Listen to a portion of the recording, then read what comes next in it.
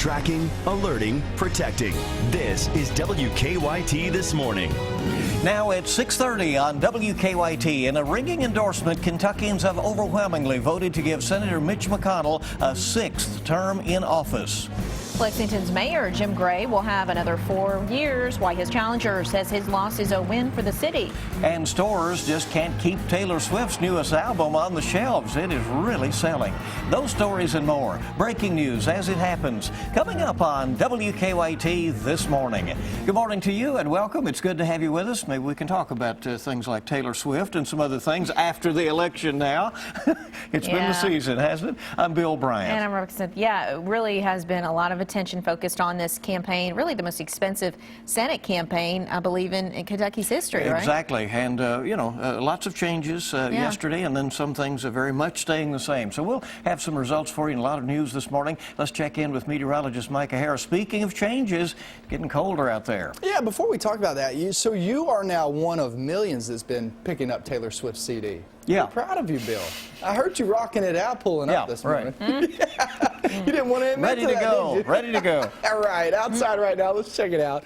There's First Alert Defender Live Radar. Holding on to widespread rain at the moment. And if you're driving your car, maybe you need to borrow a Taylor Swift CD. Well, Bill has one for you. There you go. And look, it's all going to moving down toward the south and southeast. It's not there yet. So you guys, Howard Rogers Parkway, not really seeing it just yet, but here comes the rain along the way in Pulaski County. It will slowly but surely drift towards you guys, so heads up. It's going to be a sloppy go at it this morning. More showers toward the afternoon. It's not going to move that much. It's stalled out front, which means, it just kind of teeter-totters right over one spot.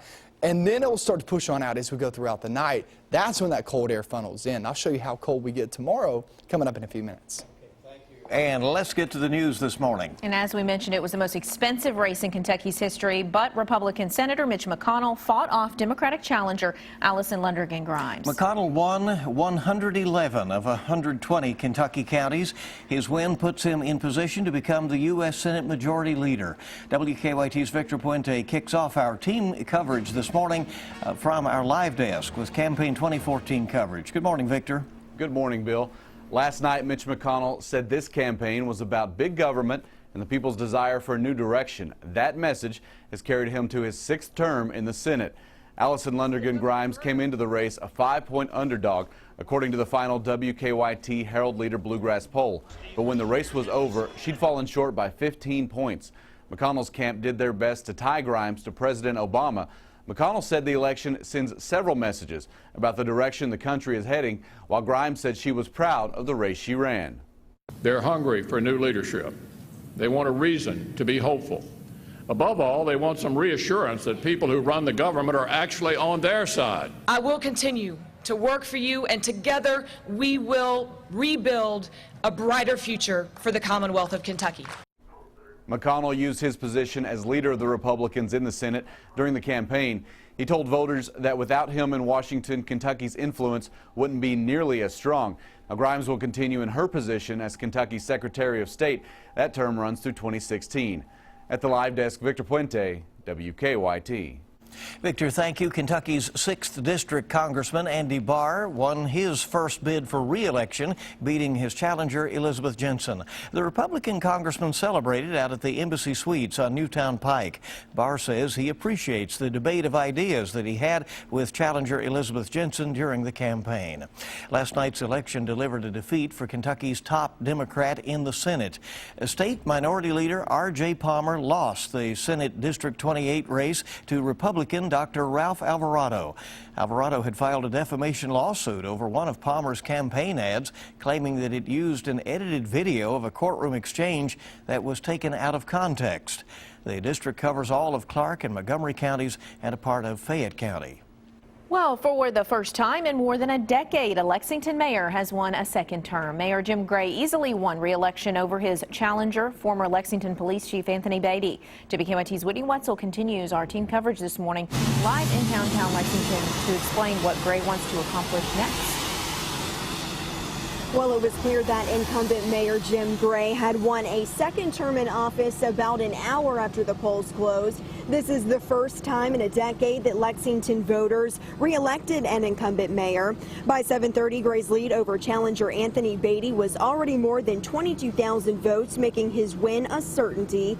During the campaign, two key issues became the subjects between Gray and Beatty: a summer crime wave with ideas on how to combat it, along with financing for a renovated Rupp Arena. Once it was clear last night that Gray had won 2/3 of the votes, Beatty conceded.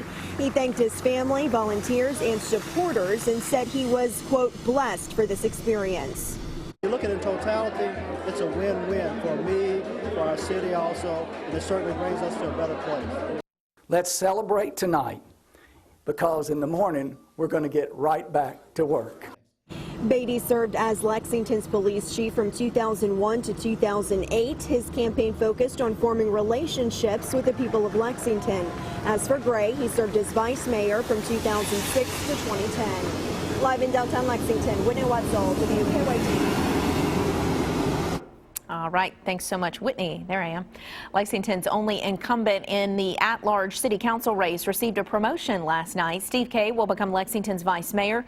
6th District Councilman Kevin Stinnett barely beat out former Councilman Richard Maloney for second place.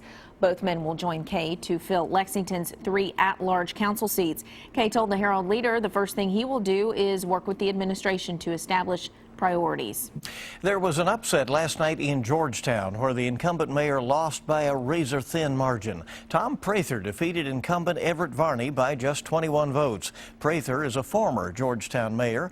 By state law, with a margin that close, it triggers an automatic recanvass. In Richmond, the incumbent mayor Jim Barnes easily won re-election. He defeated Laura Durham King by 16 percentage points in the nonpartisan race there. There will also be a new county judge executive in Madison County. Republican Reagan Taylor defeated incumbent Democrat Kent Clark, who'd been in office since 1993. Clark had served as judge executive for that 20 years before being defeated last night. Also, Nicholasville with a new mayor this morning. Pete Sutherland took 66% of the vote to beat John Martin.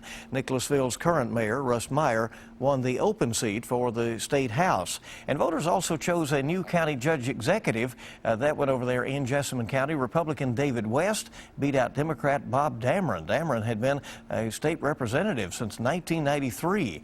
He decided to run for the county's top administrative post rather than seek re-election to the state house. Well, Kentucky voters kept the election fraud hotline busy during Election Day. Attorney General Jack Conway's office says the hotline received 226 calls. Voters in Jefferson County made the bulk of those calls with a grand total of 57. Tied for second were Fayette and Madison counties. There were 9 reports of vote buying in 8 counties. All of those reports were in eastern Kentucky, with the exception of 1 report in Jefferson County. Remember, you can find a full list of city, county, and state results at our website, WKYT.com. Comments on social media are causing controversy at the University of Kentucky this morning. A student allegedly posted a racial slur on a university-run Instagram account. Some fraternity and sorority members say the comments were directed at them. The president of one of those fraternities says when he complained to UK, he was told that the student who made the comment was exercising his right to free speech. That was a violation of the student code of conduct because it's a form of harassment. Rashad says that he now plans to meet with the chief dean of diversity at the school. Berea College has warned students and staff about a frightening incident on campus. Police say on Sunday night a man pulled a knife on a student as she was walking back to her dorm. It happened in a parking lot behind the Elizabeth Rogers Residence Hall. Police say the student was not hurt and the man ran off. I definitely will be carrying my pocket knife on me at all times because I am slightly more worried now. Berea police have stepped up their patrols around campus, and they say the man was wearing black clothing and a ski mask during the crime. Well, Taylor Swift's new album has sold nearly 1.3 million copies just in its first week. Nielsen SoundScan says 1989 earned the largest sales in a week for an album since Eminem's The Eminem Show in 2002. Swift is the only artist to have 3 albums push more than 1 million units in its debut week. The 24-year-old's 5th album features the smash hit Shake It Off. She will launch a world tour next year, which will include a concert at Rupp Arena. Tickets for that October show of next year and her June concert at the Yum Center go on sale next week. So I'm sure there's going to be a line out the door, or in this case, online. Right.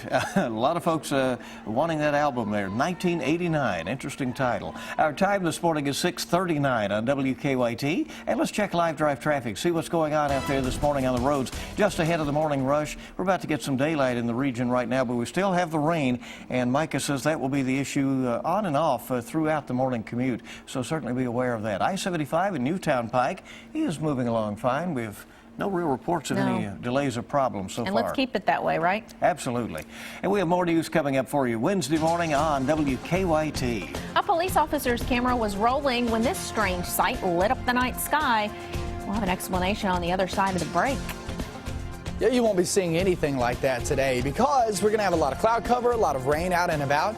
This is trying to situate itself southbound, but it's just not moving much. I'll go over when we can get the rain on out of here and also what's back behind that. I think that's what a lot of us want to know about.